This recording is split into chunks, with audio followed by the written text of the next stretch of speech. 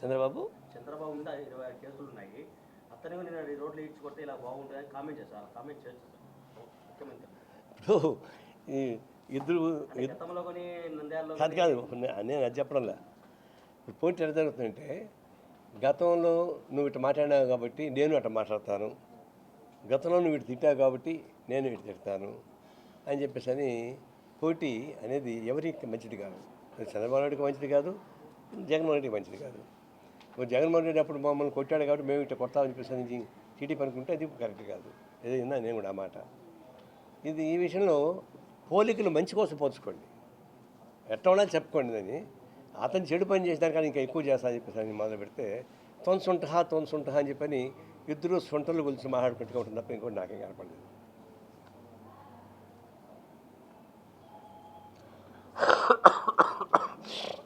Thank you.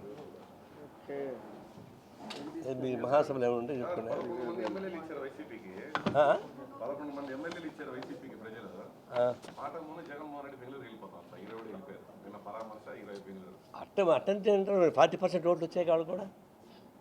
వైసీపీకి 40% ఓట్లు వచ్చాయిగా, మరి దాన్ని గుర్తుంచుకోండి. అంటే ఆ ప్రకారం ఆయన మెలగలేదని చెప్పండి, ఒప్పుకుంటా. 40% ఓట్లు వచ్చిన జగన్మోహన్ రెడ్డి బెంగళూరుపై కూర్చోండి కరెక్ట్ కాదు. మాటైతే కొంచెం బెంగళూరు కూర్చుంటే అదే విడిది. అదేమన్నా కేసీఆర్ ఏమో ఫామ్ హౌస్లో కూర్చుంటాడు, ఈయనేమో బెంగళూరులో కూర్చుంటాడు. 40% ఓట్లు వేసి జనం ఏమవుతారు? కాబట్టి ఆ పద్ధతిలో ఇప్పుడు ఒకటి పెట్టుకోండి, అసెంబ్లీకి నేను పోనంటున్నాడు.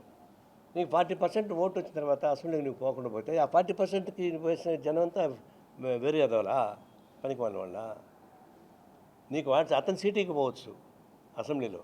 జనం ఇచ్చారుగా నీకు, మరి జనం మర్యాద కాపాడాలిగా. అసెంబ్లీలో వాళ్ళకి ఒక లెక్క ఉంది, ఆ లెక్క ప్రకారం మా గ్రూప్ ఎంత ఉంటే మేము ఎంత అంటారు. అది ఆ రూల్స్ అవి, వాళ్ళు సొంతంగా చేసేది కాదు.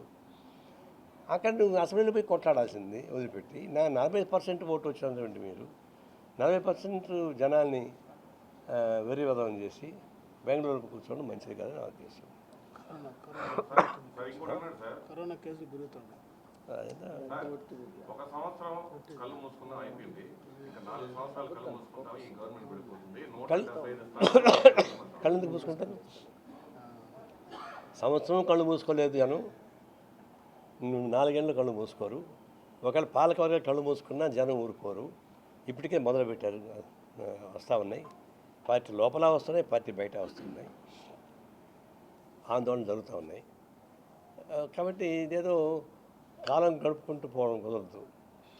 పద్దాక పాత వాళ్ళు తిట్టుకుంటూ కూర్చుంటూ కూడా కుదరదు. ఇప్పుడు ప్రజల్ని సంతృప్తిపరిచేటువంటి మార్గం వెతుక్కోవాలి.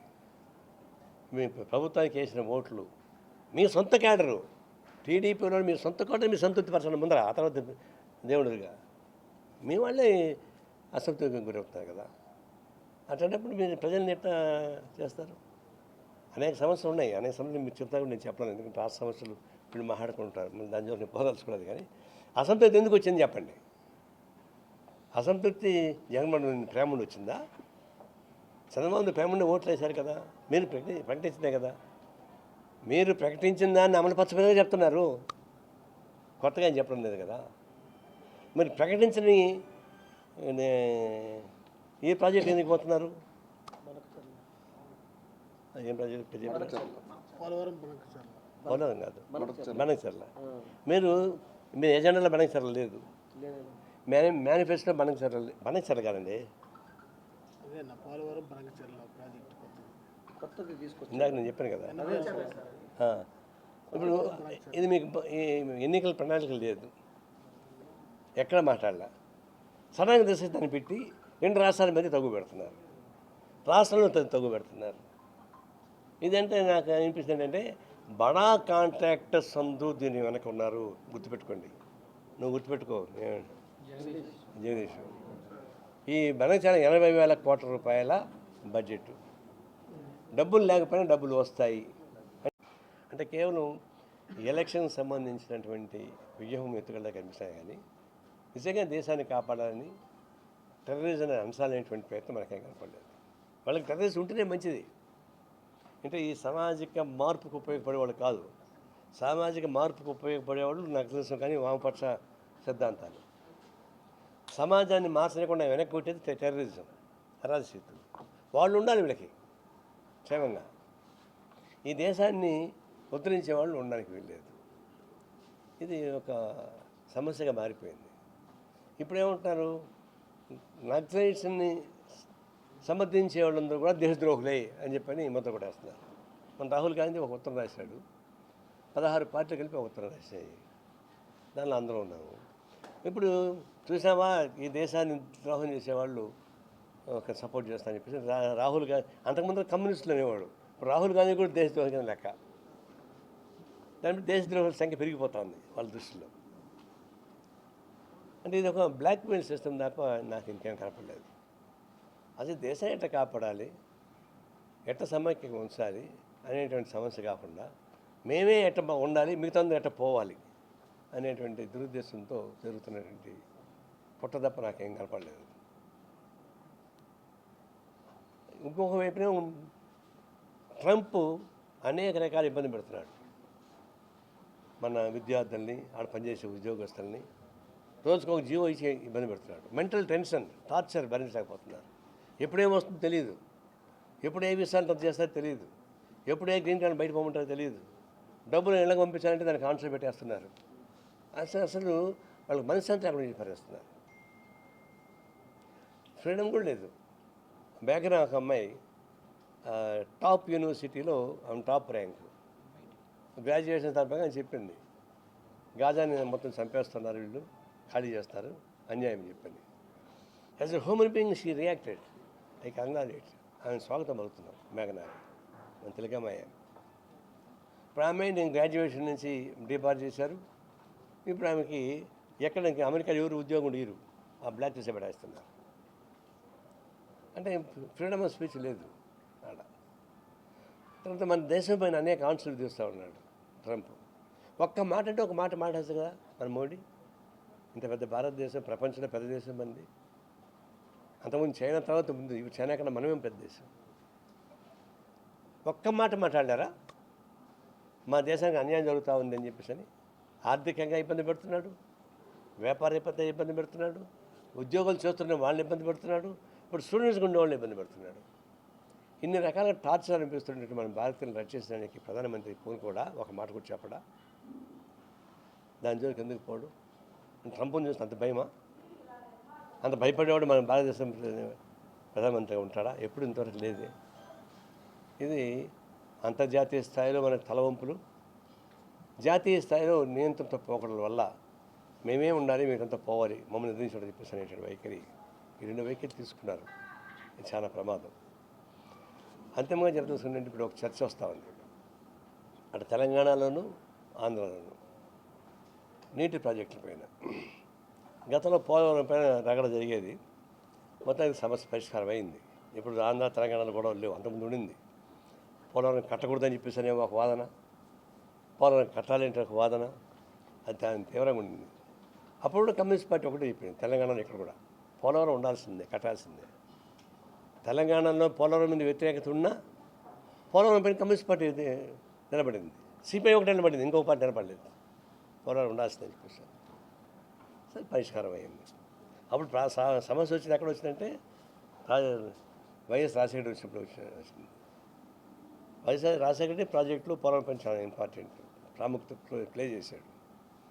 చంద్రబాబు నాయుడికి పెద్ద ప్రాజెక్టుల మీద, నీటి ప్రాజెక్టుల మీద పెద్ద మక్కువ లేదు. ఆయనంతా సాఫ్ట్వేరు, ఈ టెక్నాలజీ వాటిపైన ఉండేటువంటి అది దానికి ఉంటుంది. కానీ ఈ నీళ్లు ప్రాజెక్టులు ఇదంటే ఎందుకు ఆ వ్యవసాయం దండగా అనేటువంటి స్థాయి అయింది. అందువల్ల అది కాన్సెప్ట్ ఇంకా మారలే. కానీ ఇప్పుడు బనకచర్ల ఒక సమస్య తీసిపెట్టాడు.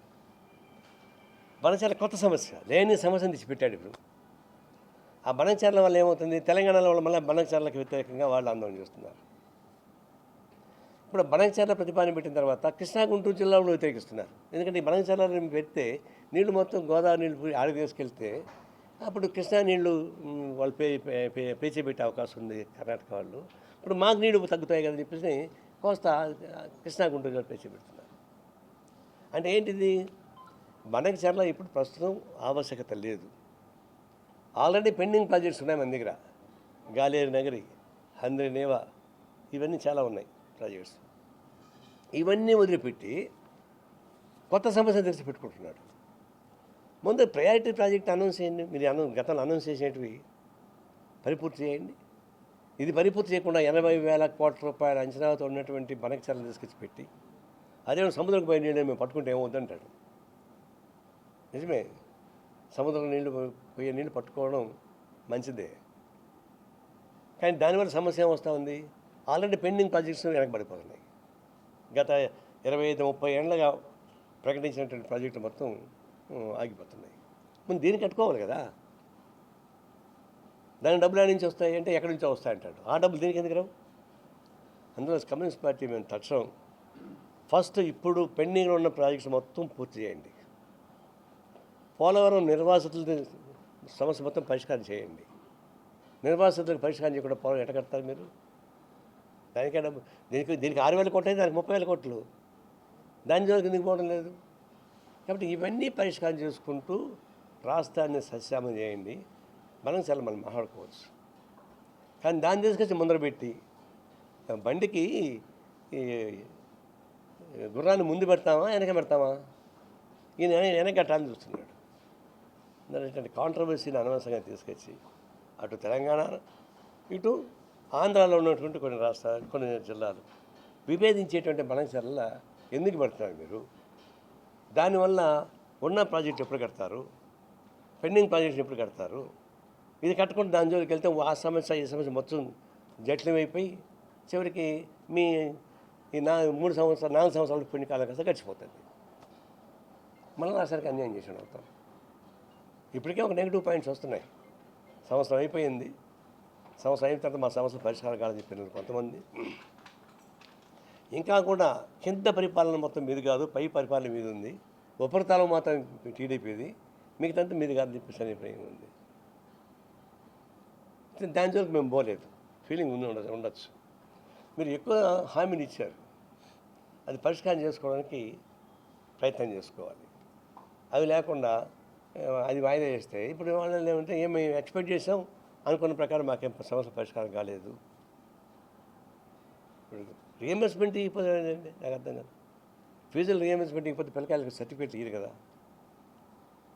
జెన్యున్ ప్రాజెక్టులకు పనిచేసే కాంట్రాక్టర్స్ వాళ్ళకి బిల్స్ ఇవ్వడం లేదు. అది ఇంపార్టెంట్. ఈ 2 ఇంపార్టెంట్ మిస్ చేస్తున్నారు. మిగతా ఎంప్లాయ్మెంట్ ఆ గొడవలు చాలా ఉన్నాయి.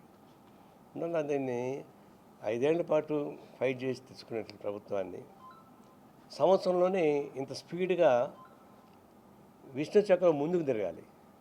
ఇది వెనక్కి తిరిగే ప్రయత్నాలు జరుగుతూ ఉన్నాయి, గుర్తుంచుకోండి. ముందు తిరగాల్సిన చక్రాన్ని తాత్కాలికంగా ఆగుతూ ఉంది. ఆగితే అది వెనక్కపోతే ముందుకు పోదు.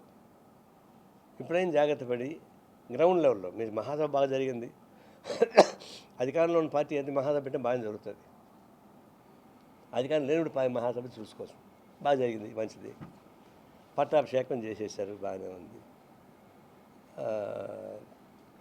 అంతవరకు క్లియర్ చేసుకున్నారు. కానీ కింద పరిపాలనకు వచ్చేకాడికి ఆ సమస్య అట్లా పరిష్కారం కావలేదు. అది పరిష్కారం కాకపోతే నష్టం ఏమొస్తుందంటే మళ్ళీ ఈ ప్రభుత్వం మీద వ్యతిరేకత పెరిగితే నష్టం మళ్ళీ రాష్ట్ర ప్రజలకు వస్తుంది. మీకు సమస్య ఏమొస్తుందంటే అచ్చగా టీడీపీ పరిపాలన అయితే ప్రాబ్లం ఉంటుందో తెలియదు నాకు. బీజేపీ ఒక పక్క, పవన్ కళ్యాణ్ ఒక పక్క, ఈయన ఒక పక్క. ఈయన ఒక్కొక్కరు ప్రయత్నం. పవన్ కళ్యాణ్ ఏమో ఇంకా ఈ దేశాన్ని ఎందుకు తీసుకోవాలా, సనాతన ధర్మాన్ని తీసుకోవాలని చెప్పేసి ఆయన ప్రయత్నం. ఈ సనాతన ధర్మం ఏంటో ఆయన తెలుసుకుంటే బాగుండు. గ్రామాలకు పోయి సనాతన ధర్మం యొక్క ఫిలాసఫీని కానీ చదివి వినిపిస్తే అప్పుడు వాళ్ళు దేంతో కొడతారో తెలుసుకోవచ్చు. లేదా ప్రవచకులు ఉన్నారు,